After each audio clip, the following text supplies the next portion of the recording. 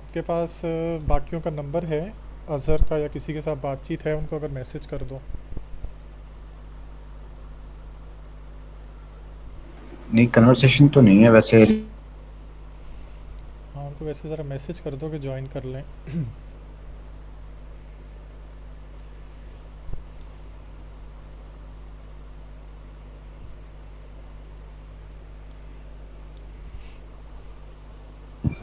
अस्सलाम वालेकुम। वालेकुम अस्सलाम।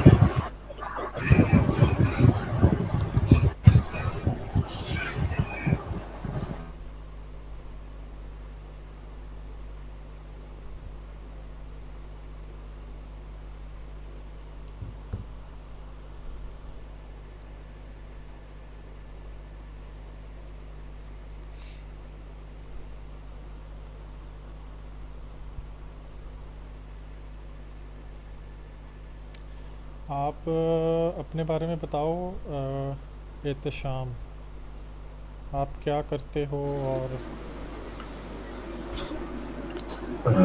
मैं वैसे करंटली जो ना वो 1 ईयर, लास्ट 1 ईयर से गूगल एड्स और ईमेल मार्केटिंग कर रहा ओके हो गया। हूँ जी। तो बस गूगल एड्स में कुछ क्वेरीज थी, कुछ एडवांस लेवल की, तो उस वजह से कोर्स स्टार्ट किया था। सही है। तो एज अ फ्रीलांसर कर रहे हो या किसी एजेंसी के साथ कर रहे हो? Agency USA based. USA based है। सही है। इससे पहले भी लिया कोर्स कोई?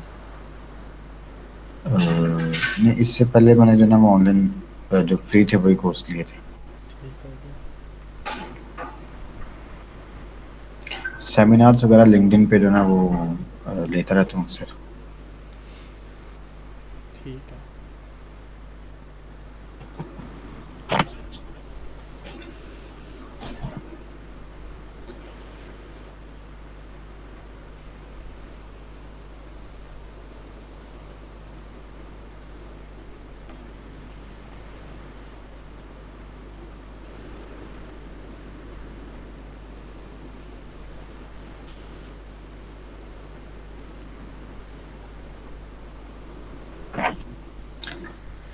तो गूगल एड्स पे किस तरह के क्लाइंट्स पे काम करो? कब से कर रहे हो? कितना अरसा हो गया? साल का है आपने? जी, 1 ईयर, 1 ईयर हो राउंड गया। About 13 month. 13 मंथ्स हो गए। तो किस तरह के क्लाइंट्स हैंडल कर चुके हो अब तक? अभी तक जो मैंने कंपेन चलाई हैं वो डेंटिस्ट ठीक है। और स्किन इंडस्ट्री की ओके ओके, मतलब लीड्स की कैंपेन चलाई है आपने। लीड्स की कंपेन चलाई। सही हो गया।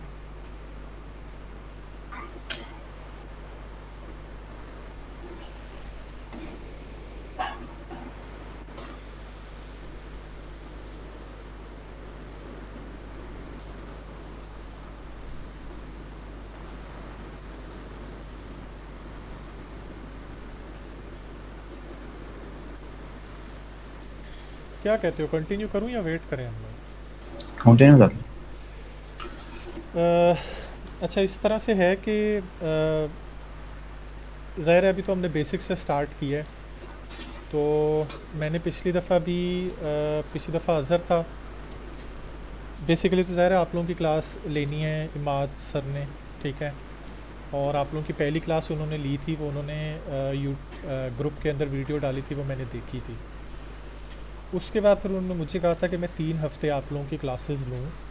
वो ज़रा कुछ चीज़ों में बिज़ी हैं, तो वो फिर आप लोगों के साथ ज्वाइन करेंगे एडवांस लेवल पे। तो मैं भी सर का ही स्टूडेंट हूँ। ठीक है, उनके साथ इसी तरह एक बैच अटेंड किया था मैंने।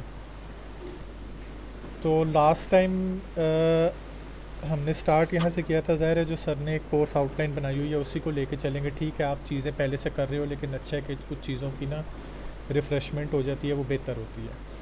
और सर्टन टाइम्स ऐसे होता है कि जब आप किसी क्लाइंट के पास जाते हो या उसके साथ डायरेक्टली ख़ुद बात करते हो, तो आपको बहुत सारी चीज़ें जो है ना, जो बहुत बेसिक लेवल की होती हैं, वो फ़ील हो रहा होता है कि वो बहुत सिंपल चीज़ें हैं, बट उनमें भी मसले मसाइल आने स्टार्ट हो जाते हैं। अभी तो ज़ाहिर है आप एजेंसी के साथ काम कर रहे हो, तो क्लाइंट के साथ डायरेक्टली बात करते हो या एजेंसी करती है बात? डायरेक्टली बात ईमेल मार्केटिंग के थ्रू होती है, गूगल ऐड के थ्रू नहीं होती। गूगल ऐड के थ्रू नहीं होती है। अच्छा, हमने लास्ट टाइम ये डिस्कस किया था कि गूगल एड्स मतलब क्या है, आप गूगल एड्स को क्यों चूज़ करते हो। मतलब दुनिया में बाकी भी मार्केटिंग प्लेटफॉर्म्स हैं। अगर हम गूगल ऐड को कहते हैं कि Google add mother of marketing है, तो वो क्यों मदर ऑफ़ मार्केटिंग है, ठीक है। और मैंने एक चीज़ बताई थी अज़हर को कि आपको ना टर्म्स क्लियर होनी चाहिए माइंड के अंदर, क्योंकि जब आप ज़ाहिर है जॉब सर्च करोगे लिंक्डइन के ऊपर जाके, या इंडीड पे जाओगे, या डिफरेंट जो जॉब की साइट्स हैं उनके ऊपर जाके ज़ाहिर है आप सर्च टर्म्स लिखोगे, तो आपको ये क्लियरली पता होना चाहिए कि सोशल मीडिया मार्केटिंग क्या होती है और डिजिटल मार्केटिंग क्या होती है, और गूगल एड्स जो है वो किस डोमेन में फॉल करता है। और फिर मतलब हमने सिंपली देखा था कि कितनी टाइप्स की गूगल की कैंपेन्स हैं, ठीक है। सर्च कैंपेन है, शॉपिंग ऐड कैंपेन है, डिस्प्ले ऐड कैंपेन है, वीडियो ऐड कैंपेन है।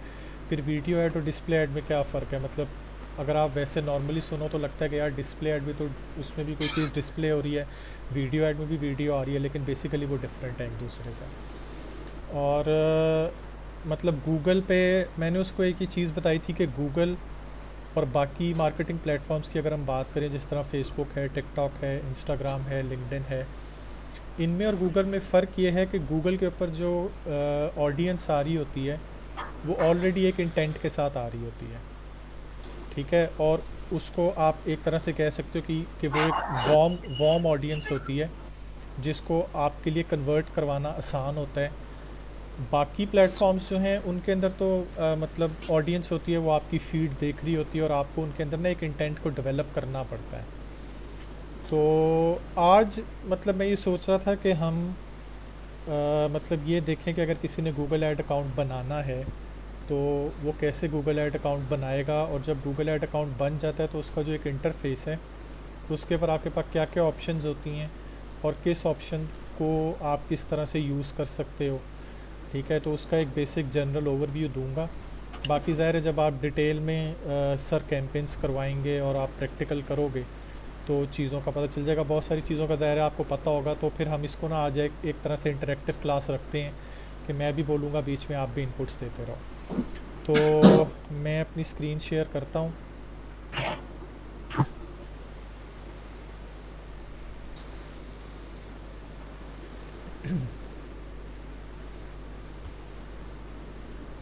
अच्छा, स्क्रीन विजिबल है आप लोगों को? अच्छा, अब हमने अगर अपना गूगल एड्स का अकाउंट बनाना है तो सबसे पहली तो चीज़ ये है कि ऑब्वियसली ये चीज़ अब बहुत नॉर्मल है कि हर जो भी बंदा मतलब इंटरनेट यूज़ कर रहा है या गूगल क्रोम यूज़ कर रहा है, सबका जीमेल अकाउंट अब नॉर्मली बनता ही है, ठीक है। आप कोई भी मोबाइल नया लो या नया लैपटॉप लो तो आपको जीमेल अकाउंट बनाना पड़ता है।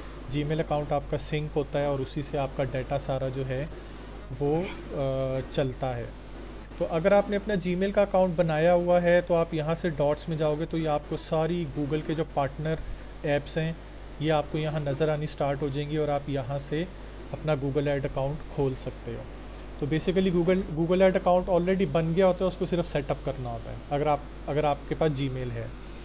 मैं बहरहाल यहाँ से गूगल एड्स लिखूँगा यहाँ पे, ठीक है, क्योंकि मैं वहाँ उसको क्लिक करूँगा तो मेरे जो ऑलरेडी अकाउंट्स हैं वो ओपन हो जाएंगे। और ये सिंस मतलब मेरे अकाउंट के ऊपर कुछ एक्टिविटी हो रही है, ठीक है, कुछ कैंपेन्स वगैरह पीछे पीछे रन हुई हैं, तो ये यहाँ पे सारी शो कर रहा है।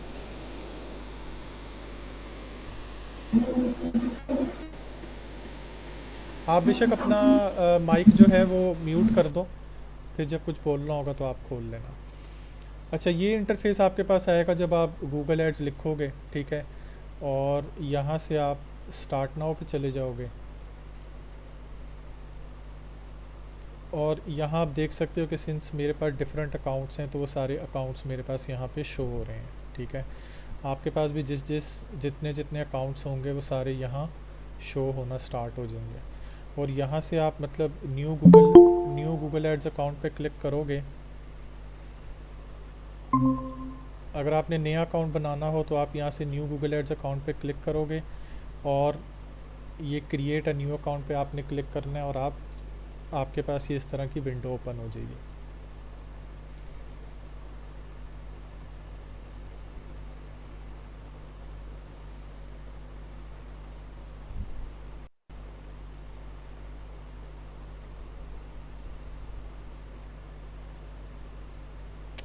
अच्छा, अब यहाँ पे गूगल में कुछ चेंजेस गूगल ने की हैं, ठीक है। तो अब इस तरह से होता है कि मतलब आप जब आपने नया अकाउंट बनाना हो तो गूगल बेसिकली ये बिजनेसेस के लिए है, ठीक है। गूगल आपको कहता है आप डायरेक्टली अपने बिज़नेस की यहाँ पे इंफॉर्मेशन ऐड करो और आप डायरेक्टली एक कैंपेन जो है वो बना दो, ठीक है।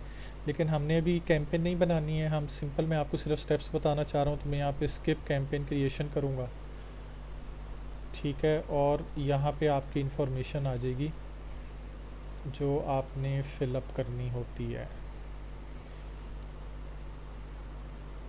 एक मिनट।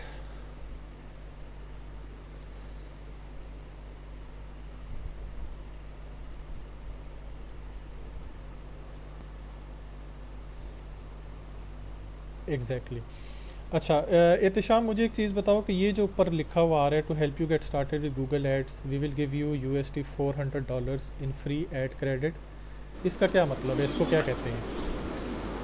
सर बेसिकली वो कहता है कि अगर आप $400 स्पेंड करते हैं ना तो हम आपको $400 फ्री देते हैं, और ये गूगल देता भी है। ये मैंने लिया हुआ। इसके लिए एक टर्म यूज़ होती है, उस टर्म का पता है क्या कहते हैं उसको? इस तरह के अकाउंट्स को क्या कहते हैं बेसिकली? ये टर्म का टर्म बेस का आइडिया नहीं।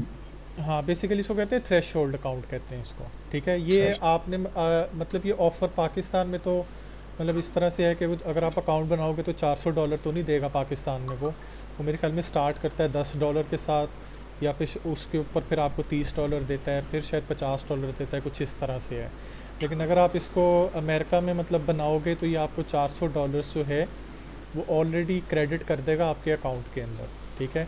और वो आपको लेकिन वो स्पेंड करने के बाद आपको जो ना वो देते हैं। मतलब वो आपने स्पेंड करने हैं, और जब वो स्पेंड हो जाएंगे तो आपने वो पैसे उसको वापस करने होते हैं। तो बेसिकली थ्रेशोल्ड कहते हैं किसी भी चीज़ की ना लिमिट को, ठीक है। तो आपने शायद ये टर्म देखी होगी फेसबुक पे या और बहुत सारे सोशल मीडिया प्लेटफॉर्म्स पे लोग कहते हैं कि किसी के पास थ्रेशोल्ड अकाउंट है या थ्रेशोल्ड अकाउंट प्रोवाइड कर सकता है, ठीक है। तो थ्रेशोल्ड अकाउंट बेसिकली यही होते हैं कि आप जो डिफरेंट फॉरेन कंट्रीज़ हैं उसमें जब आप अकाउंट बनाते हो तो आपके पास अमाउंट जो है वो अच्छी अकाउंट के अंदर आ जाती है। आप इसी अमाउंट को यूज़ करते रहते हो, और जब ये थ्रेशोल्ड रीच हो जाता है तो आपकी कैंपेन रुक जाती है, फिर आपने उसमें पैसे डालने होते हैं। अब इसको लोग ज़रा डिफरेंट तरीक़ों से भी यूज़ करते हैं, वो सारी चीज़ें आपको सारी मादी बताएंगे, हम अभी इसको सिर्फ डिफरेंटली देखते हैं। मैंने असल में जब पहले खोला था ना तो वो एक और ऐड अकाउंट खुल गया था जो मेरे पास जिसकी एक्सेस है, तो मैंने इसीलिए दोबारा अपना खोला है। और अकाउंट आपने खुद क्रिएट किया है कभी? नहीं, अकाउंट वो एजेंसी वाले जो ना खुद बना के भेज देते हैं। एजेंसी वाले बना के भेजते हैं, मतलब प्रोसेस नहीं देखा हुआ कैसे क्रिएट होता है? कभी इत्तेफाक नहीं हुआ खुद बनाने का। ठीक हो गया। ज़ाहिर है आपको आपके पास अपना अकाउंट भी होना चाहिए, ठीक है। और फॉर एग्ज़ाम्पल आप अभी तो चलो एजेंसी के साथ काम कर रहे हो, आप किसी सोलो क्लाइंट के साथ काम करते हो और वो क्लाइंट बिल्कुल नई है, उसको गूगल ऐड के बारे में पता नहीं है, और उसका अकाउंट आपको बनाना पड़ जाए तो आपको फिर ये चीज़ें सारी जो हैं वो पता होनी चाहिए, ठीक है। वो आइडिया था, एक अकाउंट बनकर आया था मेरे पास, बिल्कुल फ्रेश था। तो उसमें वो ऑटोमेटिकली जो ना फर्स्ट कैंपेन के ऑप्शन दे रहा था और फर्स्ट कैंपेन क्रिएट कर रहा था। तो फिर आपने उसको थोड़ा स्किप करना होता है। आप जब जैसे एडवांस्ड इंटरफेस को ओपन करते हैं ना, तो वो नॉर्मल बिहेवियर शो होता है जो आप जो यूज़ कर रहे होते हैं। तो वो थोड़ा सा इशू लगता है। जो सिंपल है ना वो आपको ज़रा अजीब लगता है, एडवांस वाला थोड़ा बेहतर लगता है आपको। हाँ, वो ऐसे ही है। अब इसमें भी ना इसने यहाँ पे वो एक ऑप्शन देता होता था एक्सपर्ट मोड की, मुझे लगता है उसने वो ख़त्म कर दिया है। मैं हाँ, वो यहाँ एक्सपर्ट मोड अच्छा लगता है, हाँ, मैं यहाँ पे वो रिलायबल। जल्दी से कुछ भी डालता हूँ, ठीक है। और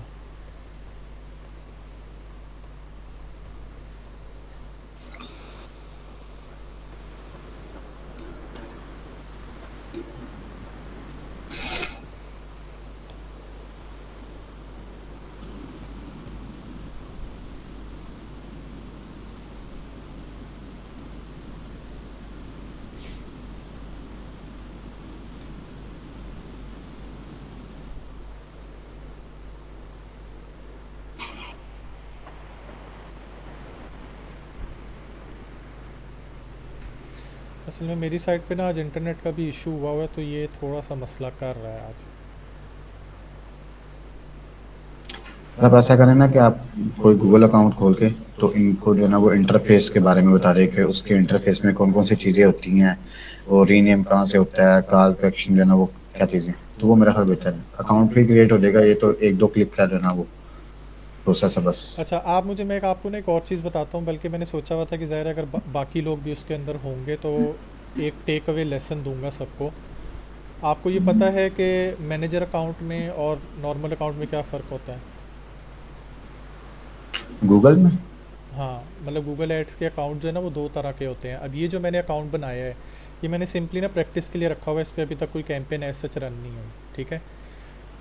एक एक होता है मैनेजर अकाउंट होता है, उसमें फ़र्क पता है दोनों में क्या है?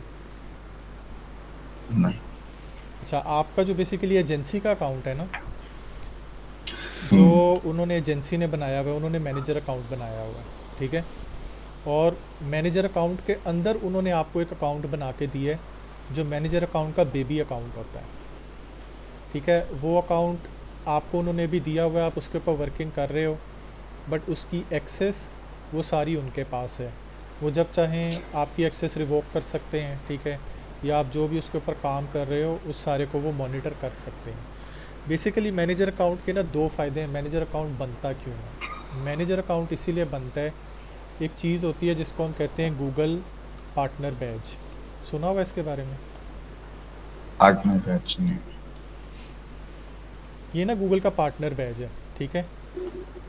गूगल ये उन लोगों को देता है जिनके अकाउंट पे एक ख़ास एक अमाउंट है, जितनी इतनी स्पेंड अगर एड स्पेंड आ रही हो तो फिर गूगल का ये ना पार्टनर बैच मिलता है आपको, ठीक है। आप इस बैच को अपने लिंक्डइन पे भी शेयर कर सकते हो, फेसबुक पे भी शेयर कर सकते हो, और ऑब्वियसली ये अगर आपके पास गूगल का पार्टनर बैच है तो इससे आपकी क्रेडिबिलिटी में इजाफा होता है, और आप मतलब क्लाइंट के साथ जब बात कर रहे हो तो उसको पता लगता है कि हाँ यार ये कोई ना रेनाउंड बंदा है जिसने काम किया हुआ है काफ़ी गूगल के ऊपर। तो गूगल मैनेजर अकाउंट लोग इसीलिए बनाते हैं, एक तो फ़ायदा ये कि गूगल पार्टनर बैच मिलेगा, दूसरा ये कि आप मल्टीपल अकाउंट्स को एक मैनेजर अकाउंट के अंदर रख सकते हो। मतलब फॉर एग्ज़ाम्पल मैं अपना मैनेजर अकाउंट बनाऊं, ठीक है, और मैं साइमा को भी एक्सेस दे दूं एक ही अकाउंट से, आयशा को भी दे दूं, और एहतशाम आपको भी दे दूं। तो चार अकाउंट्स जो हैं या तीन अकाउंट्स जो हैं वो एक मैनेजर अकाउंट के नीचे होंगे। मैंने जब क्लाइंट को एक्सेस देनी होगी मैं सिर्फ मैनेजर अकाउंट की एक्सेस दूंगा, और आप सबको एक्सेस मिल जाएगी क्लाइंट के अकाउंट की, ठीक है। तो अच्छा, बजाय इसके कि मतलब आप बारी बारी एक्सेस लो, तो आप मैनेजर अकाउंट के थ्रू ना इस तरह से कर सकते हो। लेकिन मेरे पास सर जो अकाउंट्स है ना वो इंडिविजुअली आए हुए हैं सारे के सारे। और इंडिविजुअल हैं, मेरे पास, हाँ मेरे पास उनकी सबकी एडमिन एक्सेस है। एडमिन एक्सेस तो है, ठीक हो हाँ, गया। क्योंकि वो मेरा बिहेवियर उनके साथ इस तरह है, तो वो सारे का सारा मेरे पे रिलाई कर रहे हैं। तो ये जो आप बताएं तो काफ़ी कंफर्टेबल बिहेवियर है। अगर आपने किसी एम्प्लॉय को हायर करना है तो ये एक अच्छा बिहेवियर है कि आप उसको सिर्फ एक एक्सेस दो और वो सारे के सारे एक्सेस जो है ना वो ऑटोमेटिकली शेयर हो जाए। ये ज़रा थोड़ा बताइएगा कि कैसे कर सकते हैं। मैनेजर अकाउंट उसी को शिफ्ट किया जा सकता है या वो न्यू क्रिएट किया नहीं, जा सकता मैनेजर है? अकाउंट ना नया बनता है। गूगल मैनेजर अकाउंट अगर आप लिखो, ठीक है,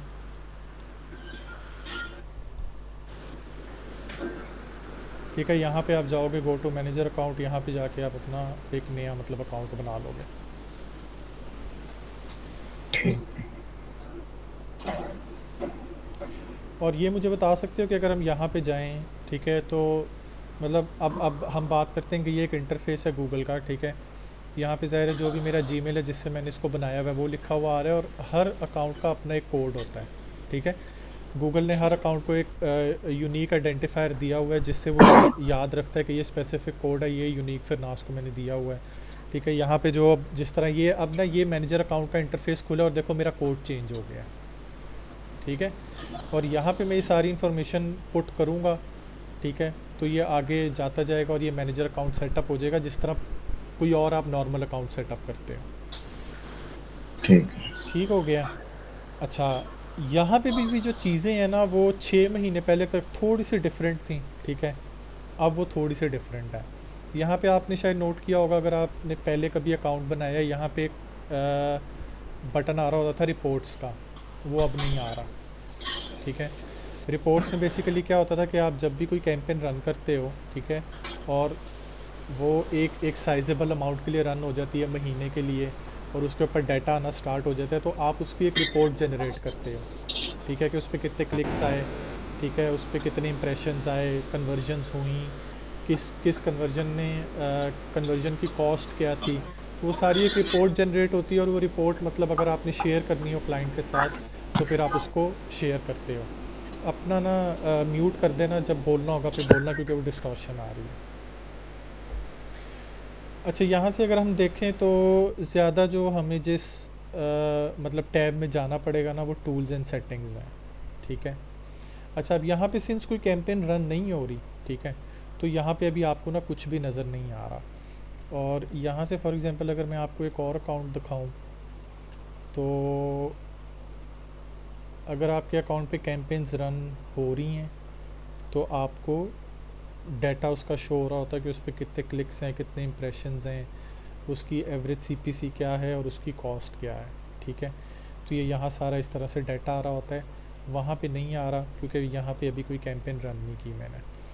अच्छा, टूल्स एंड सेटिंग्स में अगर हम आएँ तो सबसे पहली चीज़ जो है वो यहाँ पे बिलिंग सेटअप है। ये बिलिंग सेटअप अभी सेट नहीं हुआ, ठीक है। बिलिंग सेटअप में सिंपल ये है कि आपने अकाउंट को जो है वो सेटअप करना है कि इस पे आप बिलिंग किस करेंसी में रखोगे, ठीक है। अब सिंस मैंने ये अकाउंट बनाया पाकिस्तान में है, तो यहाँ पे बाय डिफ़ॉल्ट जो है वो कंट्री पाकिस्तान आ रहा है, ठीक है। और आप सिंस उसको जिस कंट्री में बैठ के बना रहे हो, बेहतर यही होता है कि आप वही कंट्री सेलेक्ट करो, ठीक है। और आप जब इसको यहाँ पे कंट्री को पाकिस्तान सेलेक्ट करोगे, तो वो ऑटोमेटिकली यहाँ पे करेंसी आपको रुपीज़ में दे देगा। पहले ऐसा होता था कि मुझे याद है जब हम सर के साथ क्लास ले रहे थे और मैंने अकाउंट बनाया था, तो वो यहाँ पे ऑप्शन देता था कि आप रुपीज़ की बजाय डॉलर्स में भी करेंसी रख सकते हैं, बेशक आपने कंट्री पाकिस्तान रखा हुआ है। उसका एक स्लाइड फ़ायदा ये होता था कि मतलब फॉर एग्ज़ाम्पल मैं ना एक क्लाइंट के साथ काम कर रहा हूँ, और क्लाइंट, आप जब अभी तो ज़ाहिर है आप एजेंसी के साथ काम कर रहे हो, ज़्यादा क्लाइंट के साथ बातचीत आपकी इस तरह होती नहीं होगी कि मतलब आपने क्लाइंट के साथ ऑनबोर्डिंग कॉल करनी है, या क्लाइंट को मंथली या वीकली बेसिस पे जब आपने उसको रिपोर्टिंग करनी है, तो क्लाइंट ज़ाहिर है पैसा लगा रहा है, तो क्लाइंट कभी कभी ना बहुत ज़्यादा मतलब वो परेशान होता है कि यार इतना एड स्पेंड क्यों आ गया इसके ऊपर, या मतलब इतने पैसे लग गए हैं, इतने रिज़ल्ट्स नहीं आ रहे। तो अगर आपने उसको रुपीज़ में रखा हो ना, तो रुपीज़ में जब वो डाटा शो होगा, तो पहली नज़र में आप उसे देखोगे तो वो ऐसा लगता है कि बहुत ज़्यादा एड स्पेंड हो गया है, ठीक है। लेकिन जब आप उसको डॉलर्स में कन्वर्ट करते हो, जब आप डॉलर्स के नॉमेनक्लेचर में बात करते हो, तो फिर आप देखते हो कि यार ये इतना ज़्यादा एड स्पेंड नहीं था। मतलब अगर आपने सिर्फ $5 का भी एवरेज सीपीसी है, वो आपको 1.5K नज़र आएगा रुपीज़ के अंदर, ठीक है। तो जब आप 1.5K देखोगे, तो आप कहोगे कि यार ये इतनी ज़्यादा इतना एड स्पेंड आ गया है।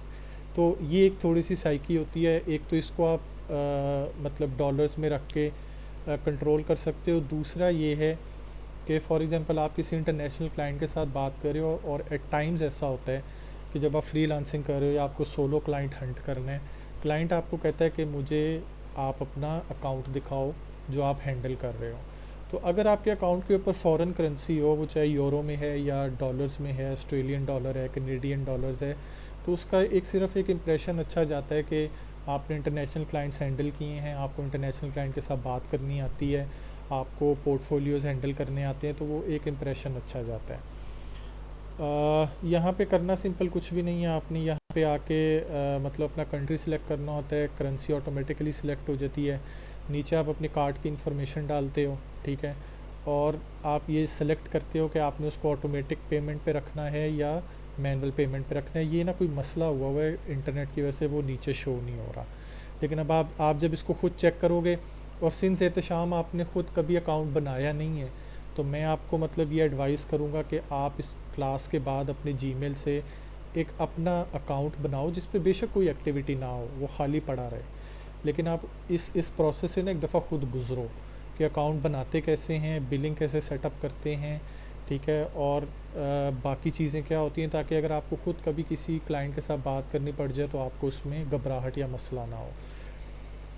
अच्छा, बिलिंग सेटअप जब आपने कर लिया, उसके बाद जो दूसरा टैब है वो सेटअप का है, ठीक है। अब इसमें आपको बिज़नेस डाटा नज़र आ रहा है, पॉलिसी मैनेजर नज़र आ रहा है, एक्सेस एंड सिक्योरिटी है, तो इसमें क्या क्या होता है, बिजनेस डाटा पे अगर मैं क्लिक करूं तो यहाँ पे वो आपको शो करे कि डाटा फीड्स, अपलोड हिस्ट्री और ऐड कस्टमाइजर एट्रीब्यूट्स। बेसिकली जब ये आपकी कैंपेन्स रन होना स्टार्ट होंगी, अगर इसके ऊपर कोई 10 12 50 कैंपेन्स रन हो रही हैं तो उन सब का डाटा जो है वो यहाँ पे शो हो रहा होता है, ठीक है। और आप मतलब जब आप कोई कैंपेन रन करते हो और कैंपेन के ऊपर एक्टिविटी होना स्टार्ट होती है, तो हर कैंपेन के ना फेजेस होते हैं। कैंपेन जब आप लॉन्च करते हो वो पहले लर्निंग फेज़ में जाती है। गूगल का एआई जो है वो आपने जो बिडिंग स्ट्रेटजी उसको दी है, जो कीवर्ड्स दिए हैं, जिस टारगेट ऑडियंस में उसको डाला है, उसको उसके अकॉर्डिंगली एआई उसको लर्न करता है, ठीक है। एड्स दिखाना शो करता है, कस्टमर ऑडियंस के बिहेवियर को रीड कर रहा होता है, ठीक है। जब ये फेज़ से निकलती है कैंपेन तो उस पर इंप्रेशंस आना स्टार्ट होते हैं, इंप्रेशंस आना स्टार्ट होते हैं, फिर क्लिक्स आते हैं, क्लिक्स के बाद कन्वर्जन्स आना स्टार्ट होती हैं। एक अच्छी कैंपेन वो होती है जिस पे हम कहते हैं कि कन्वर्जन टू क्लिक रेशो जो है वो 30% होनी चाहिए। मतलब आपके पास 30 कन्वर्जन्स अगर आ रही हैं, ठीक है, तो आप कहते हो कि ये एक अच्छी कैंपेन है। और वो जो कन्वर्जन डाटा होता है, बेसिकली ऐसी ऑडियंस जो आपको कन्वर्जन्स ला के दे रही होती है वो आपकी ऑडियंस है जिस पे आप फोकस करते हो, ठीक है। तो यहाँ पे जो डाटा फीड्स आ रही होती हैं वो उस स्टेज पे इंपॉर्टेंट होती हैं। आपको पता चलता है कि कौन सी ऑडियंस आ रही है, वो किस तरह की है, उसका क्या स्टेटस है, और आप बाद में कस्टम ऑडियंस बिल्ड करते हो, ठीक है। कस्टम ऑडियंस में से आप लुक लाइक ऑडियंस बनाते हो और फिर आप वो एक्सेल शीट्स जो है वो इसमें फीड भी करते हो, ठीक है। वो ज़ाहिर है अभी मैं इस तरह से बता रहा हूँ तो इतना वो समझ में नहीं आएगा। जब उसको प्रैक्टिकली करोगे, जब सर एडवांस लेवल पे चीज़ें करवाएंगे, कैंपेन्स हैंडल करवाएंगे, तब वो सारी चीज़ें समझ में आ जाएंगी। अभी सिर्फ मैं एक गो थ्रू दे रहा हूँ चीज़ों को। उसके बाद यहाँ पे है कि पॉलिसी मैनेजर। पॉलिसी मैनेजर क्या होता है, हम में से मोस्टली लोग जो गूगल एड्स पे काम करते हैं ना, हम लोगों को आदत नहीं है रीड करने की, ठीक है। हम लोगों को नहीं पता कि गूगल की पॉलिसीज़ क्या हैं। ये भी एक टेक अवे टास्क है, ठीक है। कि एक तो ऑब्वियसली आप अभी अकेले हो, मतलब जो जो भी क्लास में जिसके जीमेल अकाउंट बने हुए हैं वो सब अपने गूगल ऐड अकाउंट्स बनाएं, ठीक है। और इस बारे में पढ़ें कि गूगल ऐड का सिंपल अकाउंट क्या होता है, मैनेजर अकाउंट क्या होता है। वैसे तो मैंने बता दिया, लेकिन खुद भी एक सेल्फ स्टडी करो कि मैनेजर अकाउंट क्या होता है, उसका फ़ायदा क्या है, और गूगल की पॉलिसीज़ क्या हैं, ठीक है। तो यहाँ पे ये पूरा ना कंटेंट दिया हुआ है, ये आपने पढ़ना है, ठीक है। मैं पूछूंगा इसमें से ऑब्वियसली कुछ भी नहीं, ज़रूरी नहीं हम नेक्स्ट क्लास में इस पर बात करें, लेकिन ये आपको खुद अवेयरनेस होनी चाहिए। सिंस आप एजेंसी के साथ काम भी कर रहे हो कि गूगल की पॉलिसीज़ क्या हैं, मैं कैंपेन में किस तरह की कोई चीज़ डाल दूंगा तो पॉलिसी रिव्यू आ जाता होता है। मैं इसकी एग्जांपल आपको एक देता हूँ कि अब जिस तरह आपने बात की कि आप डेंटिस्ट की कैंपेन्स रन करते हो, कभी ऐसा हुआ है कि किसी डेंटिस्ट की कैंपेन आप रन कर रहे हो और उस कैंपेन के ऊपर कोई पॉलिसी लग गई है, पॉलिसी रिव्यू आया है? बहुत दफ़ा पॉलिसी रिव्यू आया। तो बहुत एक दफ़ा। दफ़ा तो राउंड अबाउट जब मैं एजेंसी की कंपेन चलाता था तो तकरीबन 1.5 महीना हम जो इस चीज़ पे एक पॉलिसी पे आ गया था। वो कोई मलिशियस सॉफ्टवेयर था, हाँ, जो लैंडिंग पेज हमने क्रिएट किया हुआ था। वो पता नहीं वो कौन सा था, कहाँ से आया था। वो कुछ 1.5 2 माह गूगल से भी बात चलती रही, लेकिन गूगल उसको रिमूव नहीं कर सका था। सही फिर है। एट दी एंड जाके ना एक गूगल के एक दोबारा बंदे से बात हुई थी, तो उसे मैंने कहा कि रिकमेंड किया था कि मैंने कहा यार आप हमें ना, मैंने बात कर ली है तो आप ऐसा करो वो लिंक शेयर कर दो जो हमारी वेबसाइट में मौजूद है, जो आपको लग रहा है कि ये गलत सॉफ्टवेयर। तो उसने कहा ओके चलो मैं बात करके तो डेवलपर से भेजता हूँ। उसने वो लिंक शेयर किया कुछ 1.5 पौने 2 महीने के बाद। तो ये जो है ना वो काफ़ी इश्यूज आते हैं इस तरह के। बस हाँ, ठीक है। मतलब ये इश्यूज आ जाते हैं पॉलिसीज़ के, ठीक है। तो वो आपको यहाँ पे सारे शो हो रहे होते हैं, ठीक है, कि आपकी आपकी किस कैंपेन पे क्या पॉलिसी इशू आया है, ठीक है, उसका क्या स्टेटस चल रहा है। फिर आप उस पर अपील करते हो, ठीक है। तो यहाँ पे अपील की हिस्ट्री आ रही होती है और उसका स्टेटस क्या चल रहा है और उसका रिज़ल्ट क्या चल रहा है। और जो ये तीसरा सेटअप के अंदर टैब है एक्सेस एंड सिक्योरिटी का, ठीक है, ये बहुत इम्पॉर्टेंट है। और ऑब्वियसली इसकी ये भी एक ऐसी चीज़ है जो आपको ना बहुत ज़्यादा यूज़ करनी पड़ती है, ठीक है। आपने अपने अकाउंट की एक्सेस किसी को देनी है या क्लाइंट के अकाउंट की एक्सेस लेनी है, तो आपको ये पता होना चाहिए कि आपने कहाँ से एक्सेस लेनी है, ठीक है। आप किसी क्लाइंट के साथ बात करें और उसके पास एक गूगल ऐड का अकाउंट है और आपने उसको कहना है कि मुझे एक्सेस दो। वैसे तो ज़ाहिर है जिसने अकाउंट बनाया होता है उसको पता होता है, लेकिन अगर आपने उसको बताना है तो आपको ये पता होना चाहिए। आप उसे कहोगे कि टूल्स एंड सेटिंग्स में जाके एक्सेस एंड सिक्योरिटी में जाओ, वहाँ पे भी ये प्लस का साइन है, इस पर क्लिक करो। और यहाँ पे आप उसको अपना ईमेल एड्रेस दोगे, वो ईमेल एड्रेस आपका डालेगा, ठीक है, और यहाँ से सेंड इनविटेशन कर देगा, आपके पास ईमेल आएगी और आप उसको एक्सेप्ट कर लोगे। अच्छा, यहाँ पे जो एक और चीज़ है थोड़ी सी बताने वाली कि अब उसने फॉर एग्जांपल यहाँ ईमेल एड्रेस डाला, ठीक है, अब वो आपको एक्सेस दे रहा है, एक्सेस में वो यहाँ पे लगा सकता है कि वो आपको एक्सेस इनडेफिनेट टाइम के लिए दे या डेफिनेट टाइम के लिए दे, ठीक है। अब यहाँ पे नेवर लिखा हुआ आ रहा है, मतलब वो लाइफ लॉन्ग एक्सेस दे रहा है, वो एक्सपायर नहीं होगी अनलेस एंड अनटिल वो खुद यहाँ से उसको रिवोक करे, ठीक है, वरना वो यहाँ से उस पर एक टाइम लिमिट लगा सकता है। और फिर वो जो एक्सेस दे रहा है आपको वो डिफरेंट तरह की है, ठीक है। अगर वो यहाँ पे ये सिलेक्ट करेगा तो आप सिर्फ रिपोर्ट्स देख सकते हो, बाकी कोई भी चीज़ उसकी चेंज नहीं कर सकते, ठीक है। अगर वो बिलिंग को यहाँ पे सिलेक्ट करके इनविटेशन सेंड कर देगा, आप सिर्फ बिलिंग इन्फॉर्मेशन देखोगे, बिलिंग इन्फॉर्मेशन को एडिट कर सकते हो, ठीक है। रीड ओनली में सिर्फ ये है कि आप कैंपेन्स देख सकते हो, प्लानिंग टूल्स को देख सकते हो, लेकिन कैंपेन को एडिट नहीं कर सकते। बिलिंग इन्फॉर्मेशन देख सकते हो, उसको एडिट नहीं कर सकते क्योंकि इसका नाम ही रीड ओनली है, ठीक है। फिर इसी तरह आप रिपोर्ट्स को देख लोगे, एडिट कर लोगे, लेकिन यहाँ पे फिर आपके पास ये जो लास्ट चीज़ है ये जो यूज़र एक्सेस है, इसको आप एडिट या मैनेज नहीं कर सकते। और फिर एक लेवल स्टैंडर्ड का है, इसमें आपके पास सारी एक्सेस अवेलेबल है स्वाय लास्ट के, कि आप किसी और को एक्सेस नहीं दे सकते या किसी की एक्सेस रिमूव नहीं कर सकते। और फिर आपके पास लास्ट में होती है एडमिन। तो बेहतर ये होता है कि आप क्लाइंट से कहो कि मुझे एडमिन एक्सेस ही दे, ताकि आपके पास एक फ्री हैंड और आप चीज़ों को कर सको। ऑब्वियसली वो खुद अकाउंट पे मौजूद होता है, वो चीज़ों को देख रहा होता है, ठीक है। तो यहाँ से इस तरह से एक्सेस ली जाती है और ये एक्सेस की टाइप्स हैं। अच्छा, उसके अलावा ये है कि अब ये लिंक्ड अकाउंट्स है, इसमें बहुत सारी चीज़ें जो एडवांस लेवल की हैं, जो डिटेल में सारी बात बताएंगे। लिंक्ड अकाउंट्स में ये है कि गूगल के जितनी पार्टनर बॉडीज़ हैं, ठीक है, उनका यहाँ पे आ रहा होता है। आपका अकाउंट जो है वो एट टाइम्स आपको थर्ड पार्टी सॉफ्टवेयर के साथ लिंक करना पड़ता है, ठीक है। वो जब आप कैंपेन्स में आगे जाओगे, उनको डिटेल में एडवांस लेवल पे पढ़ोगे, जिस तरह लास्ट क्लास में मैंने बताया था कि गूगल एनालिटिक्स होता है, ये एक ऐसा टूल है जो आपको यूज़ करना पड़ेगा ज़्यादा, ठीक है। गूगल टैग मैनेजर है, गूगल मर्चेंट सेंटर है।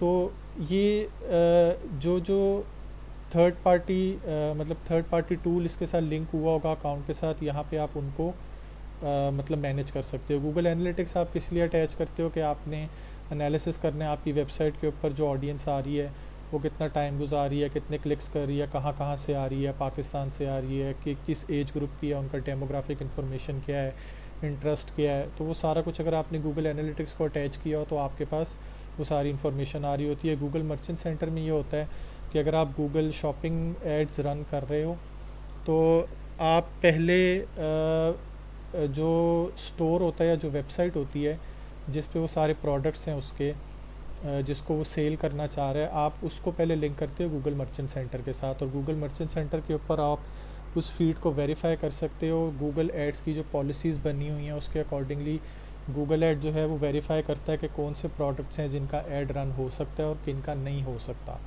ठीक है। और फिर आप शॉपिंग ऐड जो है वो रन करते हो गूगल ऐड को यूज़ करके। इसके अलावा मतलब ये नीचे जो चीज़ें आपको नज़र आ रही हैं, हब स्पॉट है, ठीक है, इसमें ज़ेपियर है, ये CRM टूल्स हैं।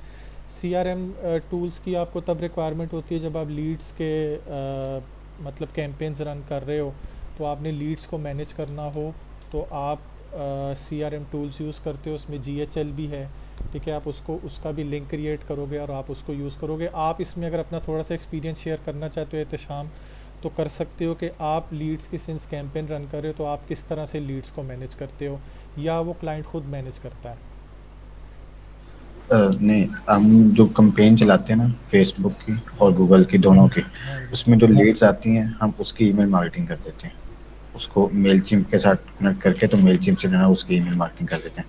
और कोई ई कॉमर्स है तो उसको क्लैवियो से जो है अटैच कर लेते हो, उसके साथ रन कर लेते हैं। तो हम इस तरह लीड्स को लेके चलते हैं, उसको फॉलोअप करते हैं।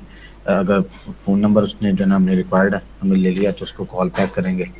तो इस तरह क्योंकि डेंटिस्ट है तो वो नॉर्मली जो है हम कॉल कैंपेन चला देते हैं, वो सही, डायरेक्ट ही जो है वो कॉल कर लेते हैं। ठीक है, तो वैसे भी कॉल कैंपेन जो है वो डेंटिस्ट के लिए ज़्यादा फेवरेबल होती है निस्बतन के लीड कैंपेन। ठीक है, चलो ठीक है। उसके अलावा ये कि प्रेफरेंसेस में आके ये सिंपल है कि मतलब आपकी डिस्प्ले लैंग्वेज क्या होनी चाहिए, इंग्लिश है, ठीक है। आपके पास जो नंबरिंग आ रही है वो किस फॉर्मेट में हो, आपका टाइम जोन क्या है, ठीक है, और आपके अकाउंट का स्टेटस क्या है। फिर इसमें डाटा प्रोटेक्शन होती है कि आप टू स्टेप वेरिफिकेशन लगा सकते हो, ठीक है। और टू स्टेप वेरिफिकेशन दो तरह से लगती है। बेसिकली ये कि आपका अकाउंट अगर कोई और ओपन कर रहा है तो वो आपके पास एक वेरिफिकेशन कोड आएगा जीमेल के ऊपर, ठीक है। आप उसको जब तक ओके नहीं करोगे तो आपका अकाउंट ओपन नहीं होगा, ठीक है। दूसरा उसके अंदर ये होता है कि आप अकाउंट की एक्टिविटी के ऊपर भी टू स्टेप वेरिफिकेशन लगा सकते हो, ठीक है। कि आपने किसी को एक्सेस दी हो, या फॉर एग्जांपल मेरा अकाउंट है, ठीक है, मैंने आउटसोर्स किया आगे कुछ सर्विसेज किसी को, ठीक है, कोई और बंदा काम करे, तो जैसे ही वो उसके अंदर कुछ चेंजेस करेगा, कोई गूगल टैग पे चेंजेस कर रहा है या कीवर्ड कोई चेंज करता है, ठीक है, बिडिंग स्ट्रेटजी चेंज करता है, तो वहाँ पे भी टू स्टेप वेरिफिकेशन लग जाती है कि वो जैसे ही कोई चेंज करेगा मेरे पास वेरिफिकेशन आ जाएगी, जब तक मैं उसको ओके नहीं करूँगा वहाँ पे वो चेंज नहीं होगा, ठीक है। तो इस तरह से भी आप टू स्टेप वेरिफिकेशन लगा सकते हो। और ये दोबारा गूगल मर्चेंट सेंटर है, मैंने पहले बता दिया, ठीक है। इसको डिटेल में सर जो हैं वो बताएंगे, ठीक है। कंटेंट सूटेबिलिटी के अंदर क्या होता है, ये मेरे ख्याल में है कि आपकी जो कैंपेन्स चल रही हैं वो किस तरह के, अच्छा इसमें वैसे ये कि ज़्यादा ये स्टैंडर्ड इन्वेंटरी ही, हाँ मतलब जो सेक्सुअल कंटेंट है या वायलेंस से रिलेटेड चीज़ें हैं उनसे है कि आपका ऐड जो है वो किन प्लेटफॉर्म्स पे नज़र आना चाहिए, ठीक है। मतलब जिस तरह आप YouTube add for example run कर रहे हो तो यूट्यूब ऐड आपका किन चैनल्स पे नज़र आना चाहिए या किस कंटेंट के साथ नज़र आना चाहिए, तो ये बेसिकली स्टैंडर्ड ही सिलेक्ट हुआ होता है, ठीक है। तो ये बहुत ज़्यादा मेरे ख्याल में चेंज होता नहीं है। मेजरमेंट्स में अगर हम आएँ तो इसमें ये कन्वर्जन है और गूगल एनालिटिक्स है, ये दो चीज़ें इंपॉर्टेंट हैं। कन्वर्जन्स के अंदर गूगल टैग मैनेजर मतलब एक थर्ड पार्टी टूल है जिसको आप यूज़ करते हो कन्वर्जन्स को ट्रैक करने में। कन्वर्जन्स हम किस चीज़ को कहते हैं, तशाम ये बता सकते हो मुझे कि गूगल एड्स के नॉमेनक्लेचर में अगर मैं ये कहता हूँ कि मेरे पास कन्वर्जन आ रही है तो कन्वर्जन बेसिकली किसको कह रहे होते हैं? सर कन्वर्जन डिफरेंट टाइप्स की होती है। अगर लीड फॉर्म में जाएं तो वो जब जैसे ही वो क्लिक करेगा, क्लिक करने के बाद लैंडिंग पेज में जाएगा ठीक है, और वो एक फॉर्म फिल करेगा, पॉपअप जो हमने आउटपुट दिया होता है वो पॉपअप फिल करेगा, थैंक यू पेज आएगा, तो हम उसको कहेंगे कि कन्वर्जन हो गई है। ठीक है, हम गूगल को इस तरह पता लगता है कि कन्वर्जन हो गई है क्योंकि हम एक लिंक देते हैं थैंक यू पेज का कि जब ये ओपन होगा तो तब गूगल कंसीडर करेगा कि कन्वर्जन हो गया। कॉल कैंपेन अगर हम चलाते हैं, कॉल टू एक्शन लगाते हैं, तो उसमें ये होता है कि हम सेकंड्स बता देते हैं कि 30 सेकंड अगर कॉल जाएगी तो गूगल समझेगा कि कन्वर्जन हो गई है। ठीक हो उससे पहले गया, वो समझेगा सिर्फ फ़ोन कॉल है। तो कन्वर्जन ये है कि जब तक कि जो हमें रिक्वायर्ड चीज़ें चाहिए क्लाइंट से, जो भी कस्टमर चेक कर रहा है, तो अगर वो चीज़ें उसने दे दी हैं तो गूगल को हम वो चीज़ें बता देते हैं, गूगल उसको मेजर करके तो वो हमें कन्वर्जन शो कर देता है कि जी ये चीज़ें जो आपको चाहिए थे वो मिल गई आप। बिल्कुल सही है। मतलब हम कन्वर्जन उस चीज़ को कहेंगे कि जो स्टेप हम चाहते हैं कि क्लाइंट कह रहा हूँ सॉरी, कस्टमर ले या ऑडियंस हमारी ले, उसको हम कन्वर्जन कहेंगे। और जिस तरह मतलब आपने बताया सिंस आप लीड्स कैंपेन रन कर रहे हो तो लीड्स के अंदर जो लीड फॉर्म सबमिशन है या कॉल बटन को प्रेस करना है वो एक कन्वर्जन होती है। इसी तरह हर कैंपेन टाइप की अपनी एक कन्वर्जन है। सेल्स कैंपेन है तो परचेज उसकी कन्वर्जन है, ठीक है। और आप ट्रैफिक की कैंपेन रन कर रहे हो तो जो लिंक क्लिक्स हैं वो उसकी कन्वर्जन है। तो इस तरह हर कैंपेन टाइप की अपनी एक कन्वर्जन होती है और उस कन्वर्जन को हम ट्रैक करते हैं, क्योंकि जब तक हम उसको ट्रैक नहीं करेंगे तो हम ब्लाइंड हैं, हमें कुछ नहीं पता कि क्या हो रहा है।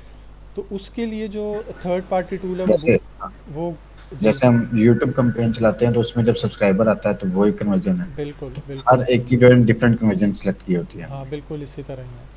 तो गूगल टैग मैनेजर के ऊपर कन्वर्जन सेट होती हैं, ठीक है। गूगल यहाँ पे मतलब सबसे पहले गूगल टैग मैनेजर पे अकाउंट बनता है, ठीक है। आप वहाँ पे एक कंटेनर बनाते हो, अपनी वेबसाइट का लिंक उसके अंदर डालते हो, वेबसाइट को उसके साथ लिंक करते हो।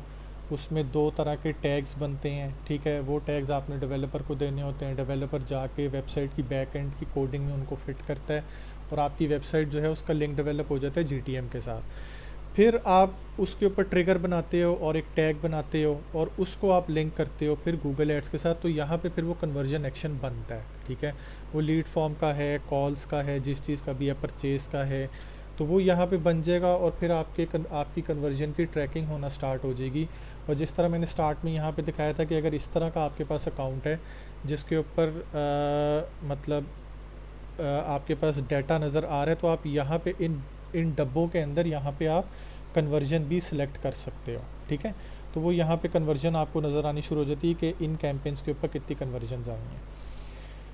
सर अब तो जो GA4 है ना वो डायरेक्टली वर्डप्रेस के साथ ऑप्शनल है कि वो कनेक्ट हो जाता है, अब वो GTM की जरूरत नहीं पड़ती, लेकिन GTM हमें चाहिए इसलिए होता है कि हमने कन्वर्जन को ट्रैक करना होता है बेसिकली, कि सही कितनी सही। कन्वर्जन हुई है, कितनी ऑडियंस आई है। वैसे अब जो ना वेबसाइट के साथ अगर वर्डप्रेस पे बनी है ना तो वो डायरेक्टली प्लगइन देता है, तो प्लगइन के थ्रू आप GA4 को ना कनेक्ट कर सकते हैं। अब ये फिजिबिलिटी आ गई है इसमें, लेकिन फिर भी आपको GTM की जरूरत पड़ती है क्योंकि आपने जो ना वो कन्वर्जन ट्रैक करनी होती है, ट्रैफिक को बिल्कुल। कंट्रोल करना होता ठीक है। अच्छा, उसके अलावा जो चीज़ यहाँ पे इम्पॉर्टेंट है वो एक कीवर्ड प्लानर है, ठीक है, और ऐड प्रीव्यू एंड डायग्नोस्टिक है। कीवर्ड प्लानर में मतलब ऑब्वियसली जब आपने कैंपेन बनानी है, ठीक है, तो आप सबसे पहले ये करोगे कि आपके पास कोई भी क्लाइंट आया है, आप उसके बिज़नेस को स्टडी कर रहे हो, आप उसके लैंडिंग पेज को स्टडी करोगे और आप फिर उसमें से कीवर्ड्स निकालोगे, ठीक है। और ऑब्वियसली एक पूरा प्रोसेस है उसके लिए, जो यहाँ पे टूल यूज़ होता है उसको कीवर्ड प्लानर कहते हैं। आप कीवर्ड्स जो है वो दो डिफरेंट तरीक़ों से निकाल सकते हो, या तो आप पूरे लैंडिंग पेज को डालो, ठीक है, और लैंडिंग पेज के लिंक को डालो, और यहाँ से मतलब हम डिस्कवर न्यू कीवर्ड्स में जाएं, स्टार्ट विद द वेबसाइट डाल के यहाँ लिंक डालें, तो वो आपको बता देगा कि इस वेबसाइट के ऊपर किन सर्च टर्म्स को यूज़ करके लोग आ रहे हैं, ठीक है, और उन कीवर्ड्स का उनकी एवरेज मंथली सर्चेस कितनी हैं, ठीक है, और उनका कंपटीशन क्या है, ठीक है, उनकी हाई बिड अमाउंट क्या है, लो बिड अमाउंट क्या है। तो ये मतलब एक डाटा आपके पास शो होता है जिसको आप एनालाइज करते हो और आप फिर उसमें से कीवर्ड्स निकालते हो, ठीक है। ऑब्वियसली ये प्रैक्टिस आपको सारी सर करवाएंगे, आपको टास्क देंगे कि इसको किस तरह से करना है। आप वेबसाइट के साथ भी जा सकते हो, या आप सिंपली यहाँ पे खुद कीवर्ड्स टाइप करो, ठीक है, और आप यहाँ से लोकेशन चेंज करो, लैंग्वेज चेंज करो, और आप फिर देखो कि आपके पास किस कीवर्ड के अगेंस्ट क्या एवरेज सर्चेज आ रही हैं और आपने उसको कैसे लेके चलना है।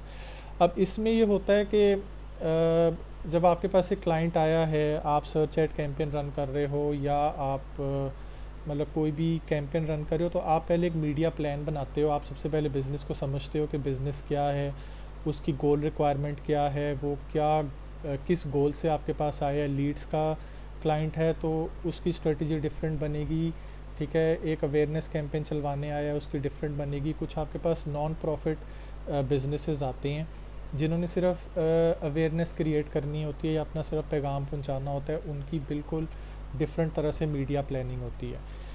अब फिर जब आप कीवर्ड्स की भी बात करते हो तो उसमें बहुत ज़्यादा डिटेल है कि कीवर्ड्स किस तरह के होते हैं, ठीक है। आप ब्रांडेड कीवर्ड रन कर सकते हो, आप नॉन ब्रांडेड कीवर्ड्स रन कर सकते हो, आप कंपेटिटर कीवर्ड्स रन कर सकते हो। आप ब्रांडेड कीवर्ड कब रन करोगे, नॉन ब्रांडेड कीवर्ड कब रन करोगे, उसको क्यों आप यूज़ कर रहे हो, ठीक है। तो इसकी सारी साइंस है, वो इंशाल्लाह आपको आगे इमाद सर जो हैं वो लेके चलेंगे। और फिर उसमें मैच टाइप्स होती हैं, आप ब्रॉड के साथ जा सकते हो, फ्रेज़ के साथ जा सकते हो, एग्जैक्ट के साथ जा सकते हो।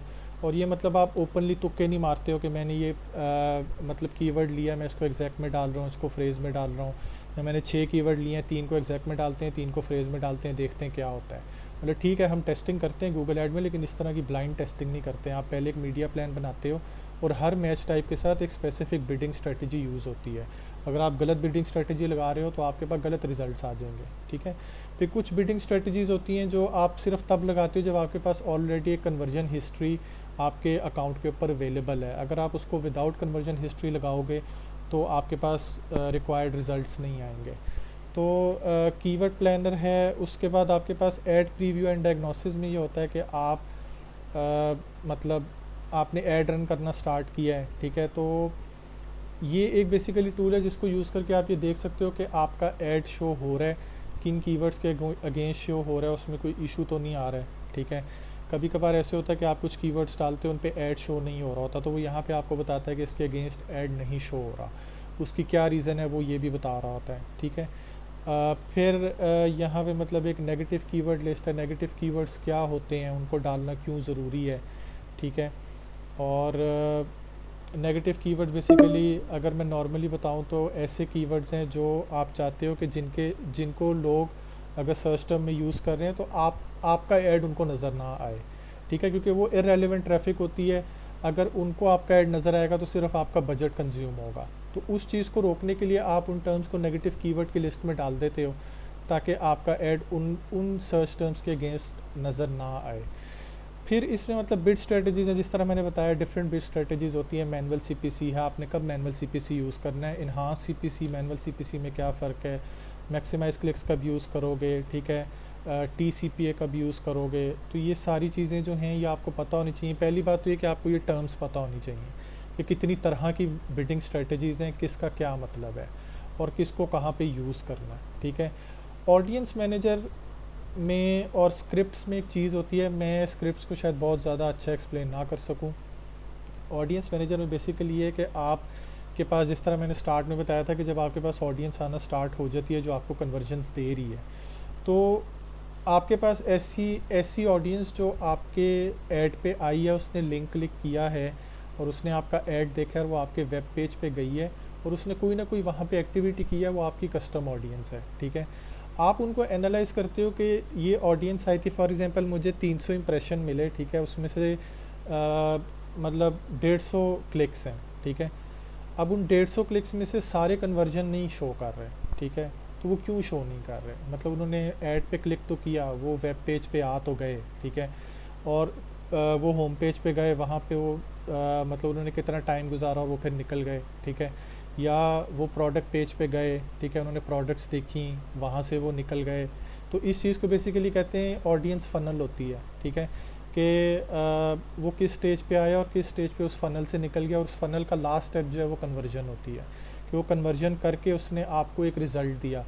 तो ये सारी आपकी कस्टम ऑडियंस होती है, और जो ऑडियंस आपको कन्वर्जन करके दे रही होती है उस तरह की ऑडियंस को आप रीटारगेट करते हो कि वो आपकी लुक लाइक ऑडियंस है, ठीक है, कि आप चाहते हो कि इस तरह की ऑडियंस, इस तरह के इंटरेस्ट की ऑडियंस को आपका ऐड नज़र आए, क्योंकि ये आपको कन्वर्जन ला के देगी। तो जब आप स्केलिंग अप का प्रोसेस कर रहे होते हो तो उसके अंदर आप इस तरह की चीज़ों को हिट करते हो। तो ये एक जनरल ओवरव्यू है कि मतलब आपने अगर गूगल एड्स का अकाउंट बनाया है तो वो कैसे बनेगा, मैनेजर अकाउंट क्या होता है, नॉर्मल अकाउंट क्या होता है, ठीक है, मैनेजर अकाउंट के क्या बेनिफिट्स हैं, उनको क्यों बनाना चाहिए, गूगल पार्टनर बैच क्या होता है, ठीक है, और आपके पास जब ये गूगल एड्स का इंटरफेस आता है तो इसमें आपके पास क्या क्या ऑप्शंस हैं और आप उनको कैसे यूज़ कर सकते हो और कैसे यूटिलाइज़ कर सकते हो। बाकी ये है कि मतलब जिस तरह मैंने बताया कि आपके जो टास्क हैं कि आपने क्या करना है, आपने ये देखना है, मतलब खुद थोड़ा सा स्टडी करो कि नॉर्मल अकाउंट और मैनेजर अकाउंट क्या होता है। आप एजेंसी के साथ काम तो कर रहे हो लेकिन अभी आपको उसका फ़र्क नहीं पता, ठीक है, और अपना अकाउंट खुद बनाओ, ठीक है, ताकि आपको, आपने अभी तक अकाउंट खुद कभी बनाया नहीं है, इतना मुश्किल प्रोसेस नहीं है, इसको हैंड्स ऑन को लो, ताकि अगर किसी क्लाइंट का अकाउंट कभी बनाना पड़े तो आपको उसमें आपको पता हो कि आपने कैसे बनाना है, झिझक ना हो आपको उसके अंदर, ठीक है। और पॉलिसीज़ को पढ़ो जाके गूगल की कि पॉलिसीज़ क्या हैं, ठीक है, किस तरह की सस्पेंशंस आ जाती हैं, ठीक है, और उसको किस तरह से मतलब दूर किया जाता है, एक सेल्फ रीडिंग करनी है। तो इसमें अगर मज़ीद और कोई क्वेश्चन है तो वो आप पूछ सकते हो, तो जितना मुझे आता है मैं कोशिश करूँगा उसका जवाब दूँगा। सर ऐसा कर लें कि अभी जब ये क्लास एंड होगी तो आप एक टेक्स्ट लीव कर दीजिएगा जिसमें आप बता दें कि ये चीज़ें हमने कवर कर ली हैं और ये चीज़ें हैं जो आपने इसको मज़ीद जो है ना वो डिस्कस करना है। जैसे ठीक आपने कहा होगा। कि मैंने अकाउंट बनाया तो अब आपने जो है इसको टेक अवे करना है, तो वो थोड़ा जो लोग नहीं आए उनको पता लगेगा यार ये चीज़ें कवर हो चुकी हैं, अभी ये बाकी हैं, तो ठीक ये है। ज़रा रिलायबल होगा भी। ठीक हो गया। ठीक है।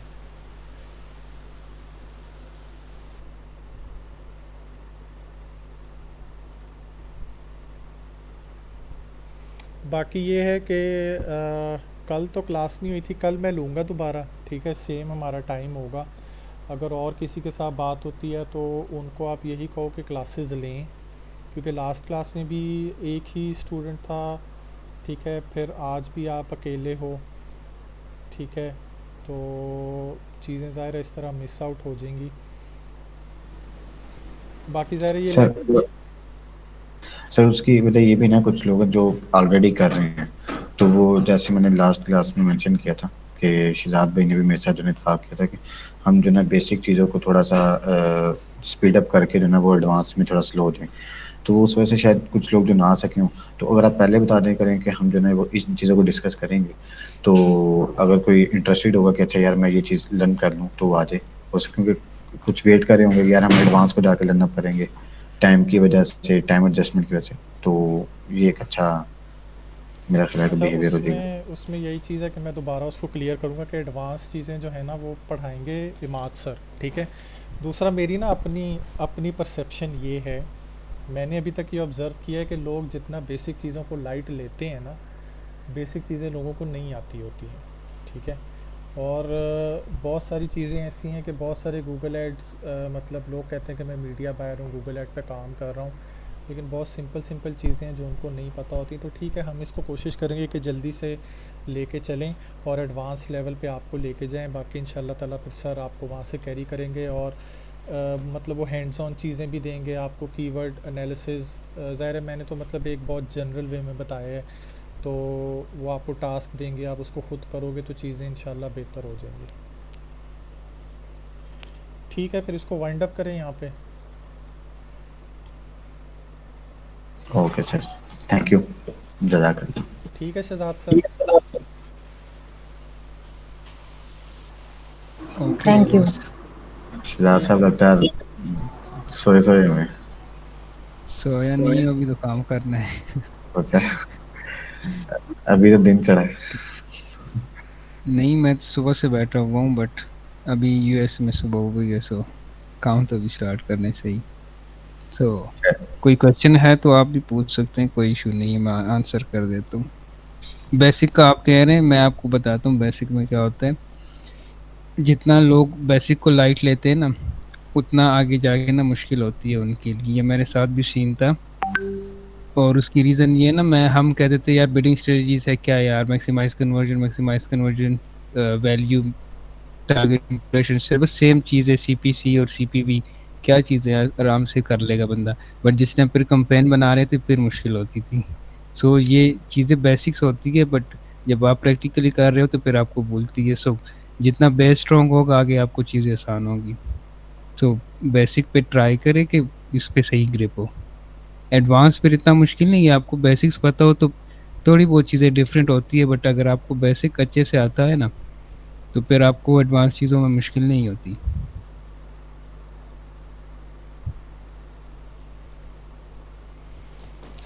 बिल्कुल ऐसे ही है। मैंने खुद चीज़ें यही ऑब्ज़र्व की हैं कि नहीं, मतलब क्लैरिटी जब आप कैंपेन रन कर रहे हो ना, फिर वहाँ बड़ा मुश्किल हो जाता है कि मैंने कौन से कीवर्ड्स लगाने थे, किस मैच टाइप पे रखने थे, कौन सी बिड स्ट्रेटजी पे रन करने थे। फिर आपने जो एक प्लान बनाया होता है उस पे जब रिजल्ट्स नहीं आते हैं, तो फिर आप अच्छा खासा शेक हो जाते हो। अगर आपकी बेसिक्स नहीं स्ट्रॉन्ग हैं तो फिर आप घबरा जाते हो पूरा पकड़ के कि मैं अब क्या करूँगा इसमें। तो ऐसे ही मेरा है। बेसिक अभी मैं कल बेसिकली मैं कंपेन इंस्ट्रक्शन ले बना रहा रहा था। था रिमार्केटिंग की। जी जी।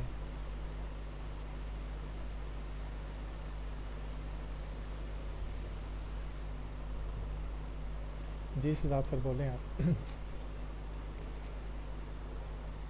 नहीं, कैरी ऑन करें, जो भाई है इनको बोलने दे, फिर मैं आंसर करता हूँ।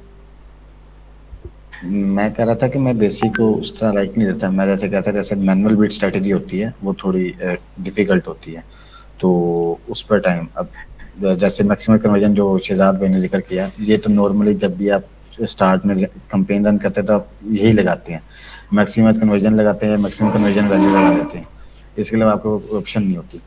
लेकिन हम्म, एडवांस में जब कहते हैं मैनुअल जो बिट स्ट्रेटेजी है ना, कि यार आप हर कीवर्ड पे अलग बिट स्ट्रेटेजी लगाएं, तो वो एक अच्छा है। फिर इसी तरह जब GA4 कनेक्ट करना है, उसको कैसे, उसकी रीटारगेट ऑडियंस कैसे जो है निकालनी है, जो पहली ऑडियंस आई थी उसको कैसे कवर करना है, वो चीज़ें थोड़ी ना, वो मैं कहता है बेसिकली उसके ऊपर जितनी हम रोशनी डालेंगे वो बेहतर होगा। बाकी कंपेन रन करना कैसे, जैसे अब सर ने बताया कंपेन जो है ना वो गूगल अकाउंट बनाना, ये सारी चीज़ें अगर एक दो लेक्चर्स में कवर अप हो जाएगी तो आसान होगा। उसके आगे जो है ना वो चीज़ें मुश्किल, क्योंकि ये बेसिक जो है ना ये हर जगह गूगल पे पड़ा हुआ है। आप सर्च करो, सिर्फ गूगल पे सर्च करो, वहीं पे बता देता है आपको कि कंपेन कैसे रन करनी है, कितनी चीज़ें होती हैं, ग्रुप्स होते हैं, ये होता मैं है। आपको बताता हूँ, 1 minute, give me a second.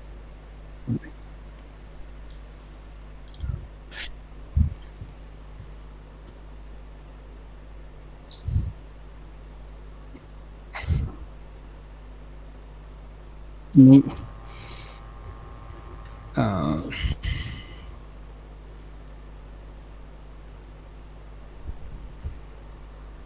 अच्छा, ये वाली कॉल जो है वो एंड होने वाली है, मैं नया क्रिएट करूँ लिंक जो है? हाँ श्योर, क्रिएट करो एंड दो डोंट रिकॉर्ड इट, मैं इनको आंसर कर देता हूँ ठीक हो, डिटेल में ताकि इसकी ठीक। क्लैरिटी हो पहले से जितनी ही। डिस, ओके, जितनी डिस्कशन होगी उतना अच्छी जो है ना वो लर्निंग होगी। चले मैं बनाता हूँ। मैं आपको इस तरह गाइड करूंगा कि इंशाल्लाह आपको बहुत हेल्प होगी इंशाल्लाह। ओके। मैं नया लिंक बनाता हूँ, वो सेंड करता हूँ, ठीक है?